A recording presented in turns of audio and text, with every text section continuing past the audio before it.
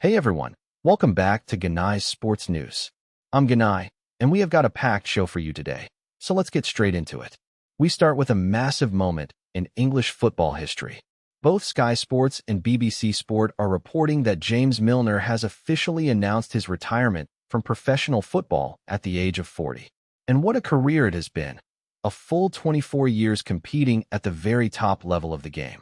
Milner walks away as the all-time record holder for Premier League appearances, a feat that speaks volumes about his durability, professionalism, and sheer dedication to the sport. He's won just about everything there is to win in English and European football over the course of his career, representing clubs including Leeds, Newcastle, Aston Villa, Manchester City, Liverpool, and Brighton. 40 years old and still playing at the top level. That alone tells you everything you need to know about the kind of athlete and professional James Milner was. A true Premier League legend, and we wish him all the best in whatever comes next. Absolute class. Now, moving on to more big football news, and this one is still sending shockwaves through the Premier League.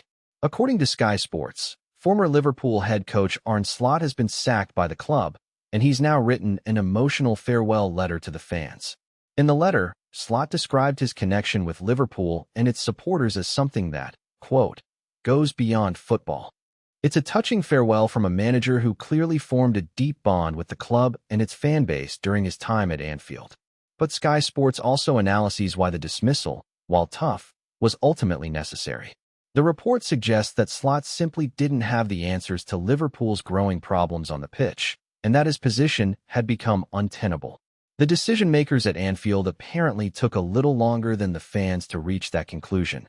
But in the end, the club felt they couldn't afford to head into next season with the same uncertainty hanging over them. And who is set to replace him? Sky Sports reports that Bournemouth boss Andoni Iraola is being lined up for the Anfield hot seat, though the same report acknowledges it comes with a degree of risk. It'll be a fascinating appointment to watch unfold over the coming weeks. Now let's talk transfers. Because the summer window is almost here and things are already heating up. ESPN's Transfer Talk is reporting that Real Madrid have shown genuine interest in signing Declan Rice from Arsenal. Yes, you heard that right. The Spanish Giants reportedly have their eye on one of the Premier League's most dynamic midfielders. Rice only moved to the Emirates from West Ham a couple of summers ago in what was a record-breaking deal, and he's been absolutely outstanding for Arsenal since. So the idea of Real Madrid coming in for him so soon will no doubt be raising eyebrows and blood pressure among Arsenal supporters everywhere. Now, it's early days and transfer rumors at this stage of the summer should always be taken with a pinch of salt. But when Real Madrid come calling, things have a habit of moving quickly. Sky Sports also notes that this summer's transfer window is shaping up to be one of the busiest in years, with as many as 79 high-profile players potentially on the move. So buckle up, it's going to be a wild few months. All right, let's shift gears to the World Cup, because it is almost here and the excitement is building fast. Sky Sports is reporting that England manager Thomas Tuchel has come out swinging, declaring that he and his squad have complete belief that they can go all the way and win the tournament. That's a bold statement from the German coach, but you have to love the confidence. Tuchel says it's not just talk. He genuinely believes this England side has the quality to mount a serious challenge and go the distance. And with the tournament right around the corner, you can imagine those words will fire up both the players and the fans. England have come agonizingly close in recent tournaments, so the pressure and expectation will be enormous. But if Tuchel can instill that winning mentality into the squad, who knows? It might just be their year. And it's not just England getting the pre-tournament buzz going. BBC Sport is asking fans which nation should be their second team to follow if their own side goes out early. It's that time of the year, folks. World Cup fever is officially kicking in. Now, a moment of sadness in the world of rugby league. Both BBC Sport and Sky Sports are reporting the passing of John Kear, one of the sport's most respected and decorated coaches, who has died at the age of 71.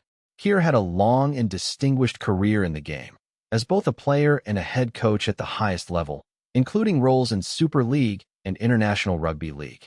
He was widely regarded as one of the great minds of the sport, and his influence on generations of players and coaches cannot be overstated. The rugby league community has been paying tribute to him today, and it's easy to see why he was so beloved. a man who gave everything to the game he loved. Our thoughts here at Genai Sports News go out to his family, friends, and everyone in the rugby league world who was fortunate enough to work with him or be inspired by him. A true legend of the sport. Rest in peace, John Kear. Now let's cross the Atlantic and talk basketball, because the NBA Finals are almost here and the matchup is absolutely mouth-watering. According to ESPN, it's going to be the New York Knicks taking on the San Antonio Spurs, with Game 1 tipping off on Wednesday at 8:30 Eastern Time on ABC.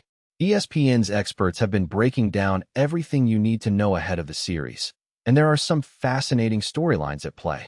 You've got the red-hot Knicks on one side, powered by Jalen Brunson and Karl-Anthony Towns, going up against a young and rising Spurs squad that has been the feel-good story of the postseason. Meanwhile, ESPN is also reporting that Shai Gilgeous-Alexander, who claimed his second straight MVP award this season, has labeled his year a failure after the Thunder were knocked out before getting a shot at the title. That's the mentality of a true competitor right there. The NBA Finals court has also been revealed, with the iconic Larry O'Brien trophy image painted at mid-court, so the stage is well and truly set. This one is going to be something special. Don't miss it. Let's round out today's show with a couple of big stories from tennis and baseball. First up, the French Open, and it's been an absolute roller coaster in Paris.